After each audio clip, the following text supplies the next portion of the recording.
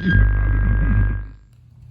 the most common thing that's going to happen to me as I start to do this is he's going to fight to get this cross face, right? Which is why I'm starting off blocking it. If I do everything right, I can dive under, get through, without him getting a hold of my head. But that's the ideal world. Doesn't always happen. So sometimes he gets a hold of my head, right? And at whatever point he gets control here, like all I'm going to do is make a switch. He doesn't want me grabbing his leg, so he brought me his arm, right? For me to continue to dig for his leg is dumb. I'm going to get flattened out, I'm going to get passed. So all I do is I switch to a shoulder lock. So I'm taking my hand and I'm putting this flat part of your thumb right here, right into the seam of his shoulder. Like you'll feel the divot right there in the back of his shoulder. That's where I want it to sit. Again, it's like that rock climbing grip. Right in there, it latches in. And I'm gonna connect my hands. All right, so we're here. Now that I have this, I'm gonna start lifting his chin, and I'm gonna work to get back to my right hip, but I'm keeping my knee on this side of his head, because I'm gonna push him away. As I push him away, I slide down, and now that same grip I had on his leg, I'm doing on his arm. I'm wrapping this up. And see how it's kind of already putting him in a little bit of a Kimura? It's the same concept. If I keep his elbow bent, it's hard for him to just limp arm and pull his arm out, right? If his arm is straight, he can pull it out. So I do just a slight little side bend, now he can't pull his arm out, right? So now I push into his head so I can circle my foot over the top and I put it on his near side hip. If his hand is free like this, I can go right here to the Kimura. And because my foot is hooking his far leg, he can't even roll out to stop it. Right? If he grabs his leg in the middle of this, now I've got to break this off of here. And so I need space to work. So then my foot's going to pummel into the far hip. I open the space up to pull my other leg through. So my left leg is on his hip, my right leg is in his armpit. Now I have space to push his hand towards his stomach and pop his hand back out. The problem now is he can roll. So now I've got to come up and do other stuff, right? We'll work on that in a minute. We'll just get to the first Kimura though to start with, right? So again, we're here. I'm doing my thing, I'm trying to get under his leg. He gets a hold of my head. I didn't get that smooth. So I'm going to come up, catch that shoulder lock, start pushing his head away, and I slide down towards his elbow. I take this double grip on his arm, side bend so he can't pull his arm out. Push into his head, and I circle this foot around. Right here, even if he's grabbing his knee, I'll initially just give him a little push just to see if I can break this grip with that. Right? I have a straight arm bar right here, or I can make that switch to that Kimura. If I go Kimura, this right leg has to keep a hook on his far leg so he doesn't roll. And then I finish right here. Does that make sense? When you see that again? Sure. Once more. Max is like, when hurt you? Good shoulder stretch today. All right, so I start to dive under. He catches the head control. I come back to my shoulder crunch. All right, so I'm here. I start pushing his head away, slide to his elbow, make this switch in the grip, stay side bent so he can't pull his arm out, circle my foot around, put it on his hip. Right here, I'm just gonna pop this grip out. I have the arm bar, and I have the Kimura. Right? Let's do it, 3, 2, 1. So we're starting the same way. Right, I go to dive on his leg, he cross faces me, so I come back to the shoulder. Right, I start pushing his head away. As I push his head away, like, I just want this grip because I'm gonna slide down his arms. You guys are trying to stay too high on his shoulder when you push his head away, and then it's making this a little weird. So I just slide down so you can grab the arm. Right, that's all I need. Now I'm gonna circle this around. So this time as I come around, I bend and I bend a little too far. And he grabs his own leg. So grab it. Yeah, he grabs his leg to defend. I try to push off and go, and I can't get this to break free. All right, so now that's when I'm gonna take this foot that's on his hip and I'm gonna pummel it into his other hip. right? And we're here. And that's gonna allow me to start getting this leg through. And I'm gonna bring it through and hook his shoulder here, right?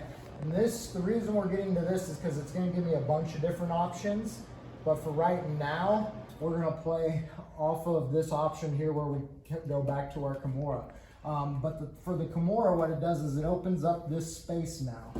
So now when I make the switch, I can push his hand towards his stomach to remove his grip from his leg and pull this out, right? As I start to bring it up, he's gonna roll. So I keep my Kimura grip, this foot comes off to his hip, right? You could attempt a arm bar here, but because this foot is in his far armpit, it's gonna be harder to finish because he can start pushing this leg down and it's gonna be awkward to finish, right? So I'm gonna keep this here. This foot's gonna go to his hip. And as we go, I'm gonna push his hand towards the mat. And as I do, I'm looking to bring him up slightly. See how he comes up? And I'm gonna slide under and get this side triangle on him. And I'll do it all in one motion here in a minute because that's what you wanna do is use the momentum and we land here. The nice thing about this position is now he's in a dilemma. If he defends his arm, he gives up the triangle choke, right? If I start to choke him and he opens his elbow up, then he gives me the Kimura. So once I get to that position, he's dead. It's his choice of how he dies. There's only two ways out. You can take his arm broken or he goes to sleep, right? So we'll do it again. All right, so we're here. I dive on the leg, he cross faces me. I get to my shoulder crunch. I start pushing him away. I get my grip, come over, he grabs the leg. I try to break the grip, I can't quite break it. So my foot's going through to the far hip. That allows me to clear my bottom leg and hook his armpit. Now I can switch to my Kimura grip, push his hand towards his stomach, pop this out. But now he can roll. Right, so as he rolls, I'm bringing this out and coming up, right here, so that I have this. I can finish right here, right? Or I can settle back into this. And it just depends, because a lot of times as I come up, he will grab his hands together once he rolls, so that as I come up, that sets up this situation where now I can go through to my triangle, right? And we have the triangle, and we have the Kimura. One more. As you roll, connect your hands. Okay.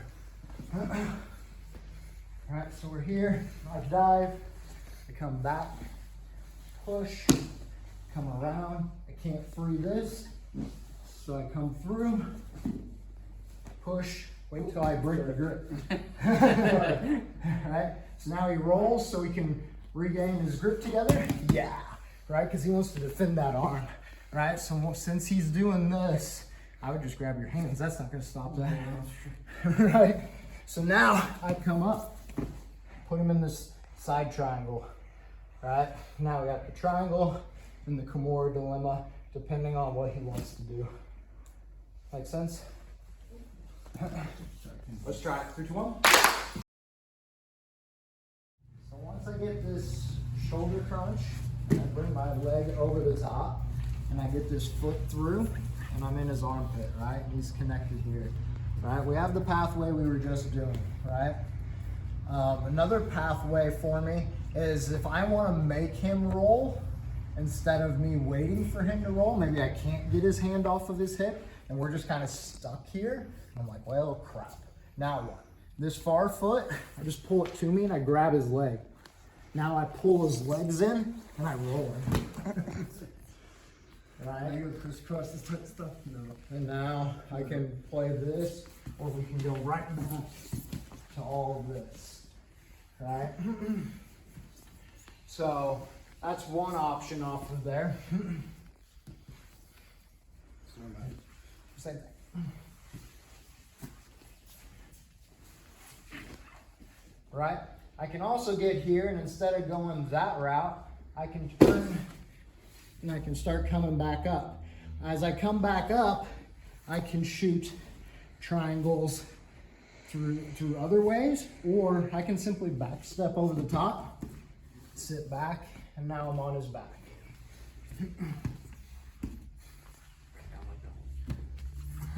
Right?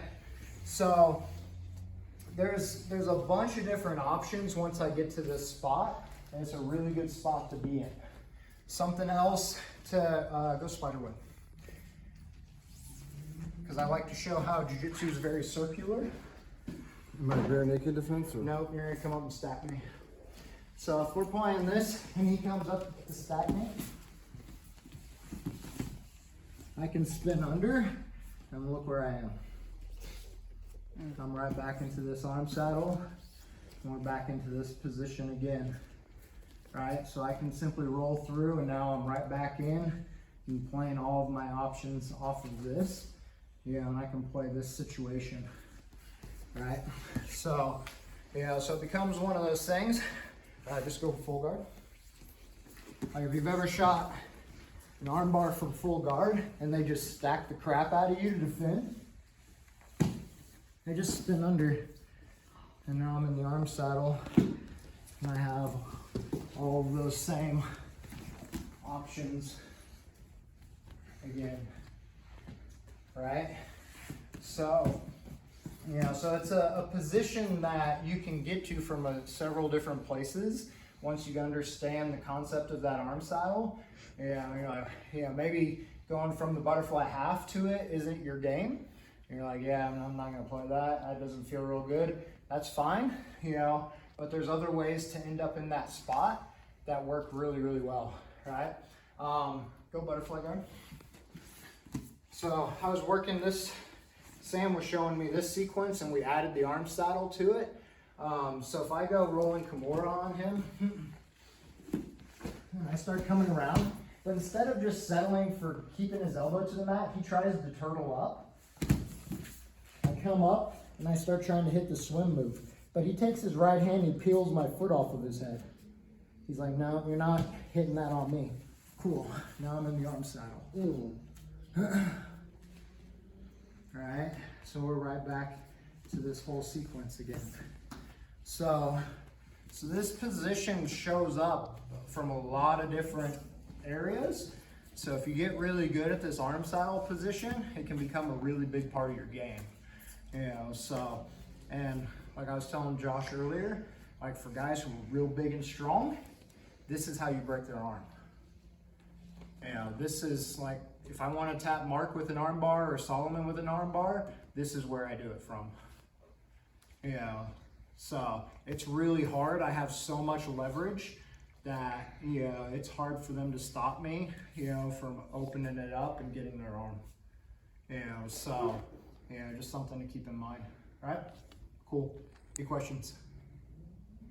No? Let's get a picture.